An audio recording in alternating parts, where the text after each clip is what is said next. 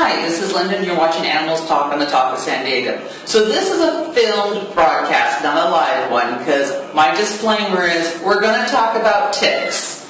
I think they're disgusting. And we aren't going to be using any live ticks today. We are going to just be using photos because they just give me the heebie-jeebies. So what are ticks?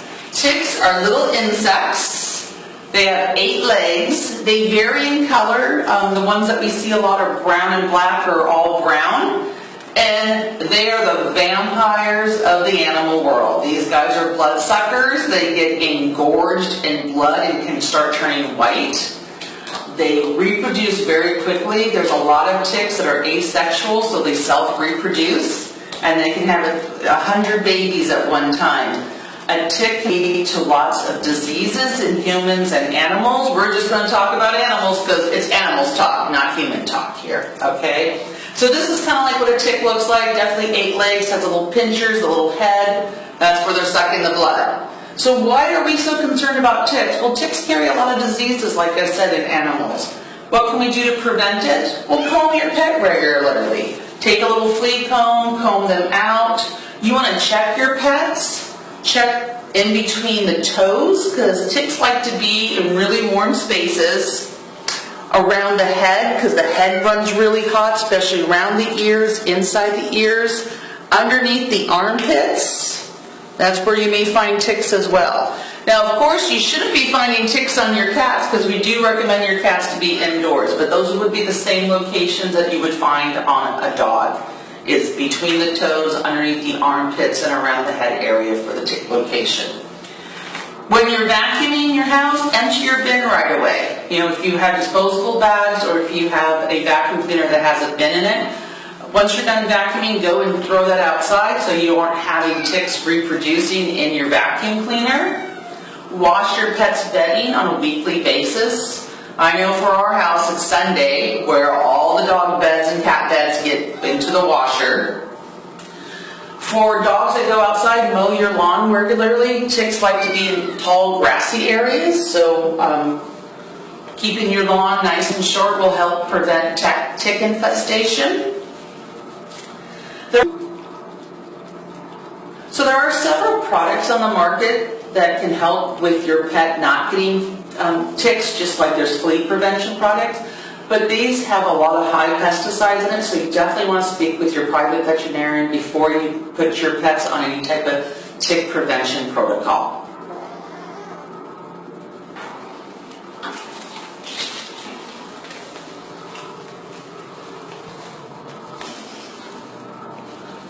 Alright, well let's talk about the don'ts. Because there are a lot of people who do crazy things to try to get ticks off their pets, and that can lead to being harmful to your pet, causing an infection, making your pet sick. So first of all, don't take that tick and try to pick it off with your fingers. Because most of the time you're not going to get all parts of the ticks out, like the head, and that can cause a severe infection. Also, don't squish, and remember, I don't like ticks. Don't squish that tick in between your fingers and kill it because remember, they are carrying diseases that you can catch as well. Now this is the big misnomer. I hear a lot of people will take a matchstick and light it, blow it out, take that hot matchstick and put it on the tick. Well, the problem is you can also burn your dog. And what if your match isn't completely out? You might, give your dog a serious burn with their fur. So please don't use matches to take your ticks off. Don't use Vaseline to suffocate them. Don't use nail polish remover. All those things can cause harmful effects to your dog, make them sick, or like I said, the Vaseline isn't going to suffocate that tick.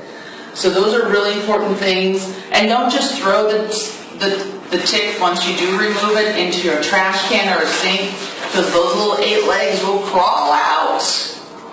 So next we're going to talk about how to properly remove the tick from your pet. Welcome back, and what we're doing is we're talking about the proper removal of ticks on your pets. And this is Linda, and you're watching Animals Talk on the Talk of San Diego. So what do we need first of all? We need some gloves because I don't want to touch those gross things. You'll need a pair of tweezers, some antiseptic on a gauze pad, some antibiotic cream,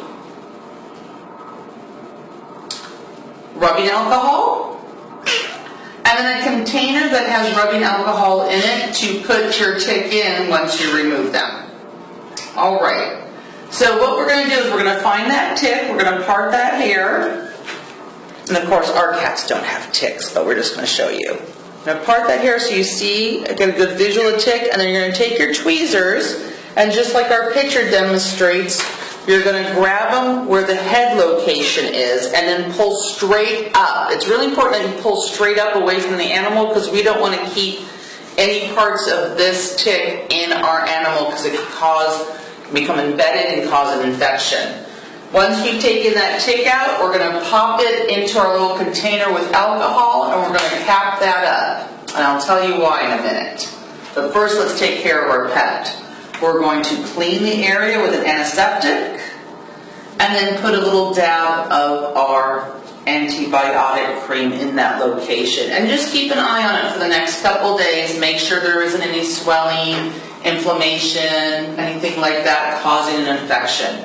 Don't forget to clean your tweezers with your alcohol. Get those nice and clean off. Okay, reason why we're holding on to that little bugger is in the next couple days, 3 to 4 days, we're going to watch our pet and make sure that they don't have any signs of illness, swollen limbs, being lethargic, fever, anything like that can be a sign of a tick-borne disease. If that happens, of course, you're going to see your vet to take care of the symptoms that your pet is having, but also take that little tick to your vet so they can test it and see what disease this tick was carrying. There's lots of disease out there that we are dealing with nowadays, and California people, we have all of them. Welcome to California and our wonderful climate, where, especially in Southern California, it doesn't freeze, so we have lots of diseases. So a lot of you hear of Lyme disease. It is found in humans, and you can also find it in our pets.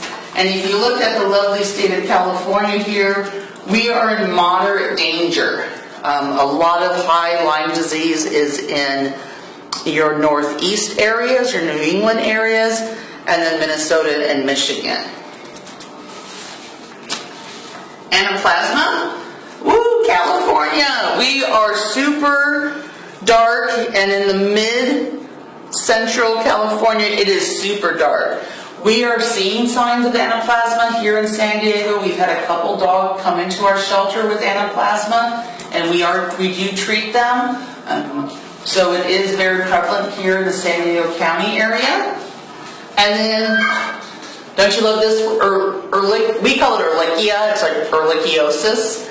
And once again, California is really, really darkly shaded, almost in our Los Angeles, a little north of Los Angeles. It is super bad. And once again, we are seeing pets coming into the shelter with Ehrlichia that we have to treat. So it's very important that we all take precautions in tick prevention for our pets and also for ourselves. And if you have any questions, you can always reach us at Animals Talk on the Talk of San Diego. And if there's any other educational information that you want to, just hook us up on Messenger on Facebook. This is Linda, and you're watching Animals Talk on the Talk of San Diego at the Chula Vista Animal Care Facility.